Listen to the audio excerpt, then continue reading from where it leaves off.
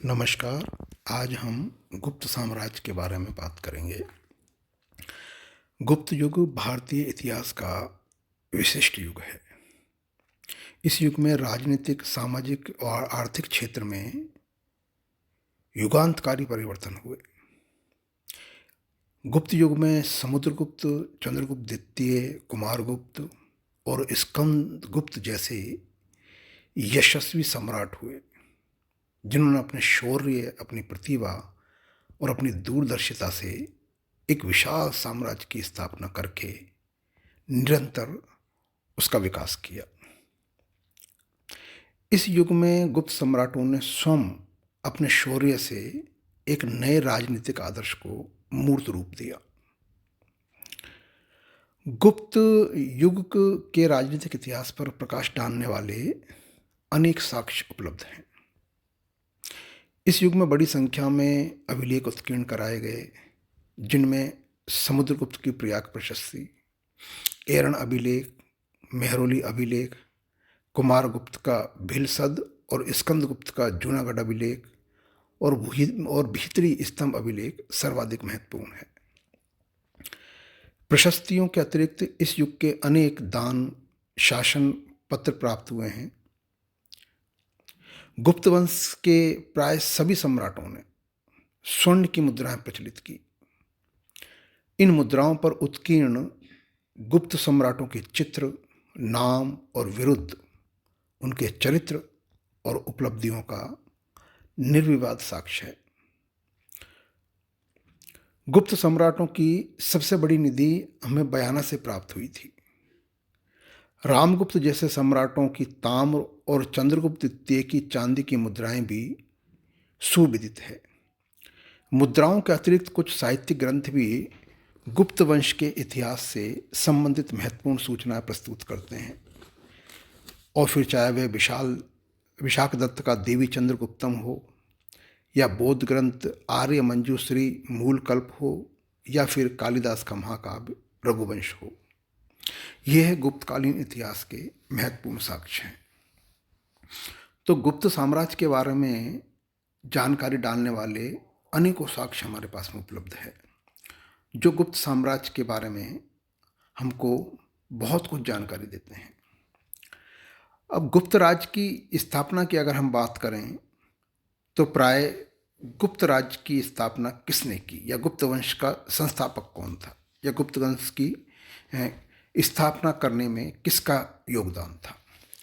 प्राय कहा जाता है कि गुप्त वंश का संस्थापक गुप्त नाम का व्यक्ति था। अब यह गुप्त कौन था, यह एक विवादास्पद विषय है, क्योंकि अधिकांश विद्वानों की धारणा है कि गुप्त अभिलेखों के अनुसार गुप्त वंश का संस्थापक आदिराज महाराज गुप्त था। पर्वतीय गुप्त लेखों में इसका नाम श्रीगुप्त मिलता है, और उसके नाम के आगे महाराज राजनीतिक पदवी लगी हुई है। अधिकांश विद्वानों की धारणा है कि गुप्तों के आदि पुरुष का नाम केवल गुप्त था, तथा शिलालेखों में गुप्त नाम के साथ ही श्री शब्द सम्मान सूचक था।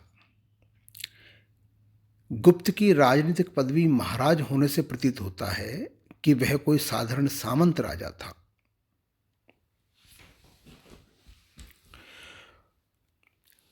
प्रयाग प्रशस्ति में समुद्रगुप्त के पूर्वजों का प्रारंभ गुप्त से किया गया है। गुप्त और उसका पुत्र घटोत्कच दोनों को महाराज कहा गया है। इन दोनों का राज्य पूर्वी उत्तर प्रदेश में छोटे से क्षेत्र में फैला हुआ था। संभवतः उसमें गंगा के किनारे का क्षेत्र, प्रयाग, अयोध्या और मगध सम्मिलित थे। इस अनुमान का आधार वायु और विष्णु पुराण के साक्ष्य हैं। जैसे वायु पुराण में कहा गया है कि गंगा के किनारे प्रयाग, साकेत और मगध पर गुप्तों के वंश राज्य करेंगे। इस संभवतः बनारस के आसपास का क्षेत्र गुप्त नरेशों के अधिकार में था, क्योंकि चीनी यात्री इत्सिंग के अनुसार भी श्रीगुप्त ने सारनाथ में एक मंदिर का निर्माण कराया था। प्रयाग अभिलेख में गुप्त और घटोत्कच दोनों को महाराज कहा गया है। इसलिए कुछ विद्वान महाराज विरुद्ध के आधार पर उन्हें स्वतंत्र राजा न मानकर किसी परमाधीश्वर का सामंत मानते हैं। परंतु इस युग में महाराज विरुद्ध का बहुत बड़ा महत्व था। नेपाल के लिच्छवियों, कौशाम्बी के मगहों, मध्य प्रदेश के भार शिवनागों और दक्षिण के बाकटक शासकों ने भी महाराज विरुद्ध धारण किया था। और जैसा कि हम जानते हैं कि वह किसी के सामंत नहीं थे।